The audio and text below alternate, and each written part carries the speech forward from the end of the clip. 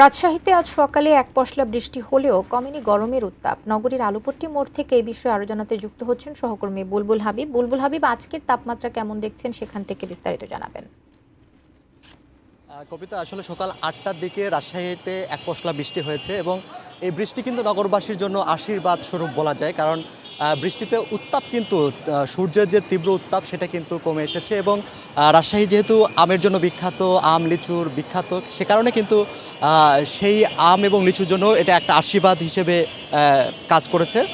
তবে গরমের যে ব্যাপারটা, সে গরমের ভ্যাপসা গরম সেটা কিন্তু কমেনি এবং সকাল ৯টায় আমরা দেখেছি যে ২৭.৭ ডিগ্রি সেলসিয়াস আপনার তাপমাত্রা রেকর্ড করা হয়।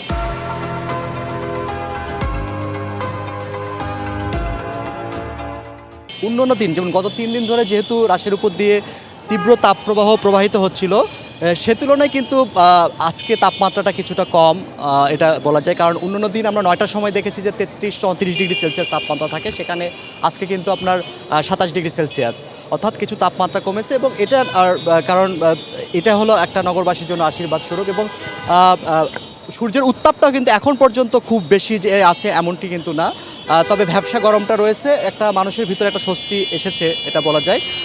এবং বলা যায় যে পুরো নগরবাসীতে এবং একটা ঠান্ডা বাতাস কিন্তু প্রবাহিত হচ্ছে এবং এই বাতাসটা বেশ একটা ঠান্ডা বাতাস, এর ফলে কিন্তু মানুষের একটা স্বস্তি এসেছে। এবং আপনাকে যদি বলি যে এই যে রাজশাহী শহরে গত কয়েকদিন ধরে যে তীব্র তাপপ্রবাহ, এর ফলে কিন্তু মানুষজনের একটা অসুস্থতার প্রবণতাটা কিন্তু বাড়ছিল এবং রাজশাহী মেডিকেল কলেজ হাসপাতালেও কিন্তু রোগীর সংখ্যা সেটা কিন্তু ক্রমান্বয়ে বাড়ছিল। ফলে মানুষের একটা দুর্ভোগ কিন্তু তৈরি হচ্ছিল এই অতি তীব্র তাপপ্রবাহের কারণে। যেহেতু বৃষ্টিপাত হলো এবং আবহাওয়া অফিস বলেছে যে আরও কালকে থেকে হয়তো বা আরও স্বস্তি আসবে এবং তাপমাত্রা কমে আসবে, তাহলে নগর জীবনে সেটার প্রভাব পড়বে এবং নগরবাসীর জীবনে যে স্বস্তি সেটা আরও ফিরে আসবে।